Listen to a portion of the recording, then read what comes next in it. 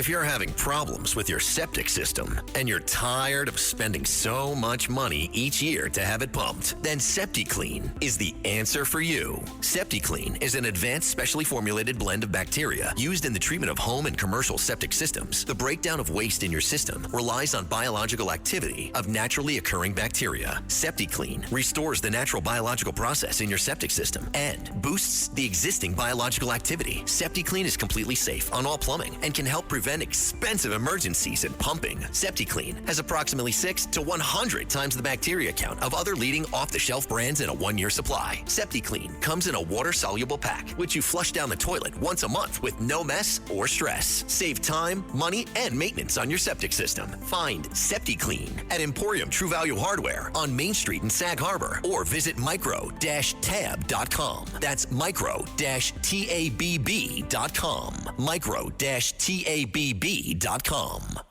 This is The Other Side of Midnight. I'm Frank Morano. I have finally realized the problem with this show. I am always expecting the audience to be slightly more entertained than they are. I'm expecting guffaws and I get a chuckle. I'm expecting laughter and I get an upward nod. Why? I'm giving you people gold here. Well, in doing research for our next guest, I have finally realized what this show has been missing.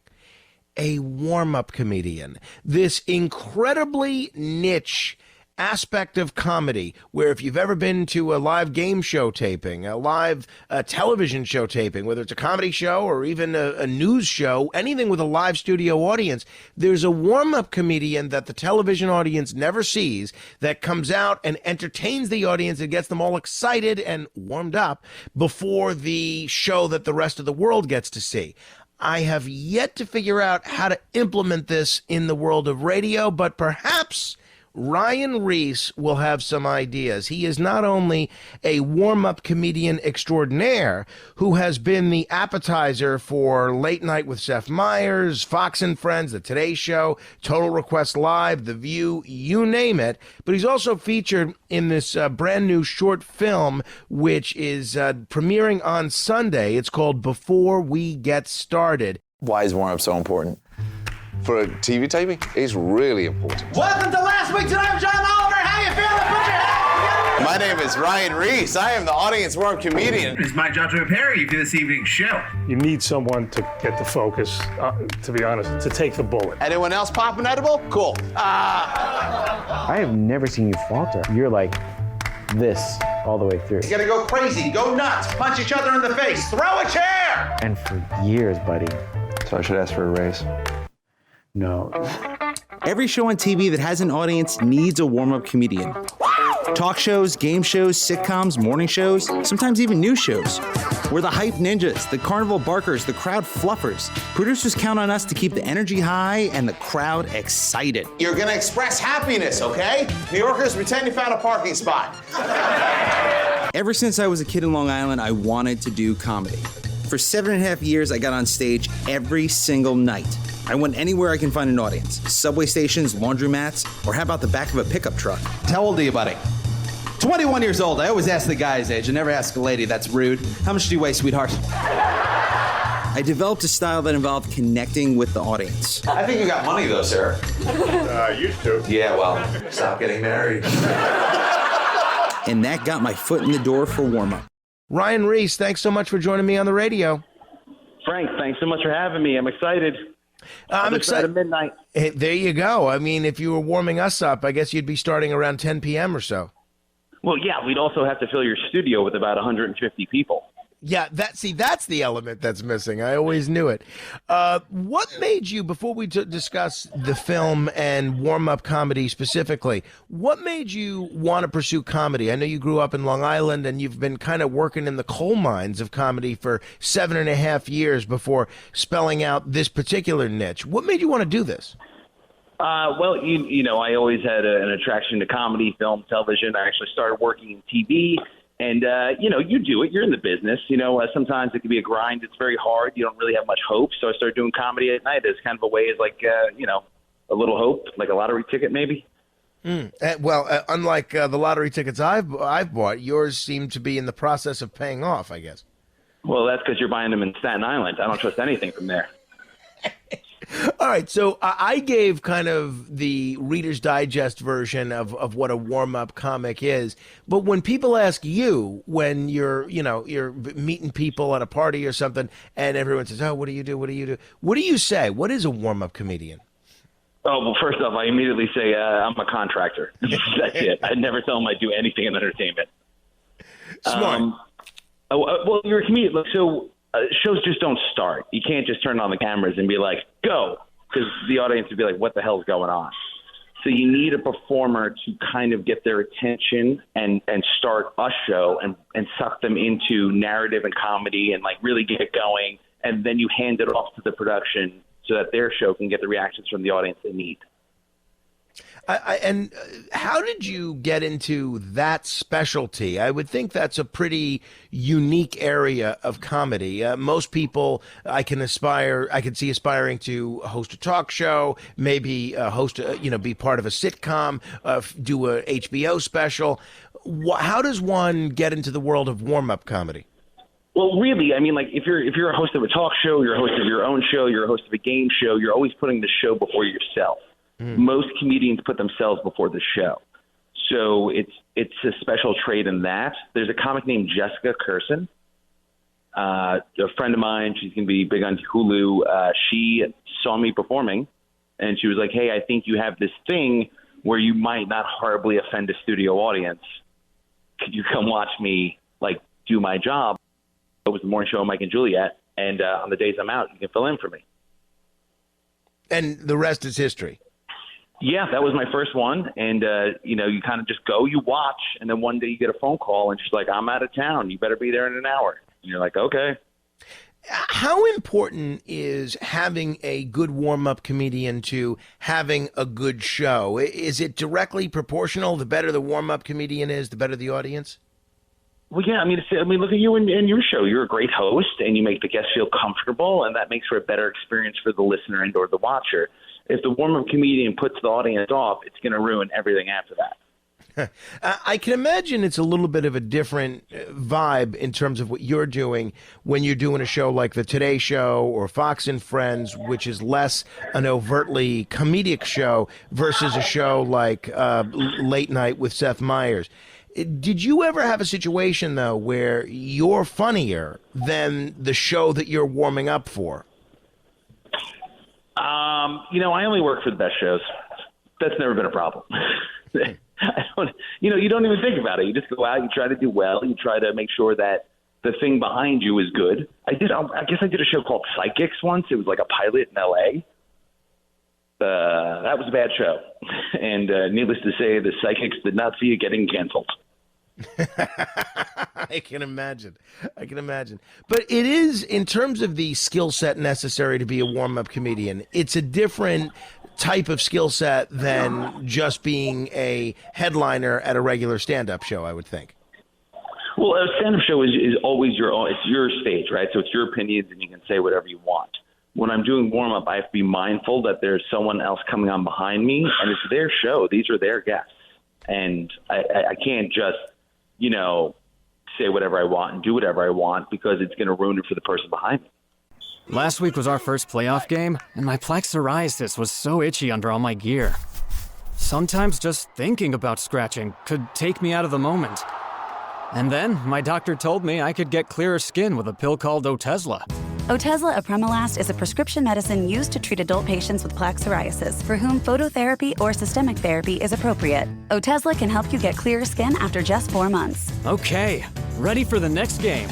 Talking to my doctor about a pill was a total game changer. Don't use Otezla if you're allergic to it. Get medical help right away if you have trouble breathing or swallowing, swelling of the face, lips, tongue, throat, or arms. Severe diarrhea, nausea or vomiting, depression, suicidal thoughts, or weight loss can happen. Tell your doctor if any of these occur and if you have a history of depression or suicidal thoughts. Live in the moment. Ask your doctor about Otezla. Call 1-844-4-OTEZLA or visit Otezla.com for prescribing info about cost, and more. This podcast is supported by Progressive, a leader in RV insurance. RVs are for sharing adventures with family, friends, and even your pets. So if you bring your cats and dogs along for the ride, you'll want Progressive RV Insurance. They protect your cats and dogs like family by offering up to $1,000 in optional coverage for vet bills in case of an RV accident, making it a great companion for the responsible pet owner who loves to travel. See Progressive's other benefits and more when you quote RV Insurance at Progressive.com today. Progressive Casualty Insurance Company and Affiliates. Pet injury is an additional coverage and subject to policy terms. Acura's all-new ADX, a compact SUV that isn't just built for one thing, it's precision crafted for everything. To escape the grind with available all-wheel drive. To go with your flow with available Google built-in. Hey Google, turn it up. Okay, turning up the volume. And crafted to be heard with an available Bang & Olufsen premium sound system. The all-new Acura ADX, crafted to match your energy. Acura, precision crafted performance. Take your vibes and go, go, go, go. Google is a trademark of Google LLC. No, that makes sense. Do you get to do the same material, or because it's a lot of people that might be in the audience repeatedly, do you not get to do the same material? No. I try to improvise a lot when I'm working with the crowds, just make it about them. But also, it depends on the performance. Like, I made the choice early on, like, I'm just going to be clean. I don't want to risk someone getting offended. You have a lot of great folks in this documentary: Amy Schumer, John Oliver, Judd Apatow, Bob Saget, Howie Mandel. You ask Amy Schumer in the short film before we get started, can it hurt career opportunities, meaning being a warm-up comedian? And her answer is yes. What's your answer to that? Has it hurt you? You know, I understand why Amy would say that. And I can, because, by the way, every comedian's kind of touched this job at one time or another. If the production sees you one way, it's hard to have them see you another way. But then Apatow told me, he's like, hey, man, it's all what you do with it. Like, you could have that job and just do that job, or you can take that job and capitalize on that job.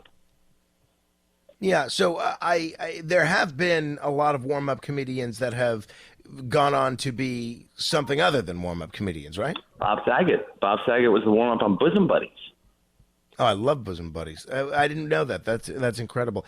At 30 minutes after the hour, if you're just tuning in, my guest is Ryan Reiss. You're listening to The Other Side of Midnight. Ryan, tell me about, before we get started, you're producing the film. Obviously, it's about you and what you do. Where did the idea from this film come from? I think it's very clever. I've never even heard of a film about warm-up comedians before. I'm imagining that's because there isn't one. Where did the idea for this come from? Never been touched before. So I had just filmed my late night set. Some say the best late night set ever. And I was kind of looking at what I was doing, and I decided, well, what is it about me that's unique, and what are something about my life that other comedians or performers try to get away from? And that was warm up. So I was like, I'm going to embrace it. I'm going to look at this thing and kind of figure it out. And what happened was, like, I was already doing warm up, and I had this idea. I knew a lot of warm ups. So the film's not just about me. It's kind of a journey through this world. Are there other warm-up comedians featured in the film as well? Oh, God, yes. Yeah. We got the best of the best. We got a comic named Joey Cola, who's, like, famous throughout the New York area. He's worked on, like, every daytime TV show there is. And he's a guy who was on the road to be famous, and he kind of took this position because he wanted a family, and he wanted a pool, and he wanted, he watched his peers kind of rocket past him. And it's working out well for him at the moment. He's happy. He's got a family. He's in Long Island. He's got a beautiful wife, and those are the things that he prioritized. So we wanted to make sure that, it wasn't like he didn't fail at other stuff. Mm-hmm. He chose to do this. All right. So this Sunday, the film is debuting at the New York Comedy Festival. It's showing at the venue at the Hard Rock in Midtown Manhattan. Folks can get tickets if they want at nycomedyfestival.com, nycomedyfestival.com, and you could search either your name, Ryan Reiss, R-E-I-S-S, or Before We Get Started. This film, people can see it on Sunday. Is that it for them? Can they see it after Sunday? Well, I think we were discussing this earlier. You're going to walk me into Netflix because, you produced get me Roger Stone. So, I mean, we'll give you a nice credit. You'll get a little piece of the action on the back end. I'll be happy to work on that. Trust me, the extent of my communications with Netflix these days is an email from them telling me that they're doing away with DVD service and that they're raising prices. That's about as much communication as I have with Netflix. Bob Saget is in the film, and you mentioned him as one of the warm-up comedians that went on to do a lot of other things that people know. You seem to have a pretty good rapport with Bob Saget in what I saw in the teaser for the film. Did you have a good relationship with Bob Saget, or is that just comedians acting like they know one another? No, Bob Saget was a very sweet man. Like, he was very generous and like really wanted to help people. You know, like that's what I love about comedians is like everyone in this film, like that was me calling them being like, hey, can you help me out? And they were like, yeah, sure, I'm there. Like, that's unheard of in this business. Yeah, what a shame to lose him when we did. I mean, really just an icon in the world of entertainment. I don't want to put you in a spot here, but I'm going to ask your view on this anyway. One of the other people that's featured in this is Hassan Minhaj, who's been a little controversial as of late. He kind of got criticized for saying things in his stand-up act and making it sound autobiographical, which didn't actually happen. This was a major issue. What was your opinion on that whole controversy? Well, look, I mean, we shot this before he did that. Sure, and it came down to the quality of what he gave us in the film. And, you know, like, I don't know, like comedians do what they do. I'm not his judge. If he wants to do that and he wants to put stuff out there like that, then, you know, he has to deal with the repercussions. Yeah. Do you include a lot of autobiographical work in your own comedy? It's all. I mean, that's you got to mine from your own life. Yeah. So what is the most robust area of your life that you find is great fodder for a stand-up audience? Your typical stuff, you know, dating. For me, it's dating. I do a lot of relationship stuff. Yeah, no, I'm sure that comes as great relief to all your romantic partners in the past. That's great. But that's interesting too, is because when you go out with people, they almost always go, "Hey, I want you to write a joke about me." You're like, "Oh no, you don't. This isn't music. It's not going to be beautiful. If I write a joke, it's really going to make you hate me." I would say 40% of the arguments that I've ever had with my wife have been about things that I've said about our life on the radio. It definitely does not improve things. I'll definitely tell you that. All right. The film is Before We Get Started. If you want a real fight, try talking about some ex-girlfriends on the radio. She'll really love you then. The film is Before We Get Started. Folks can check out the trailer.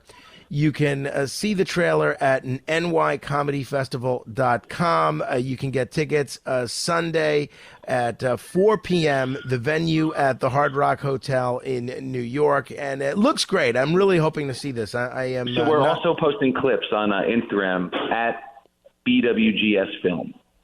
BWGS Film. My guest has been Ryan Reiss. Ryan, a real pleasure. I hope we could talk again. Oh, man, you're fun, dude. Anytime. Let me know. Thank you. If you want to comment on any portion of our conversation, you can give me a call, 646-720-0635. That's 646-720-0635. This is The Other Side of Midnight. Straight ahead.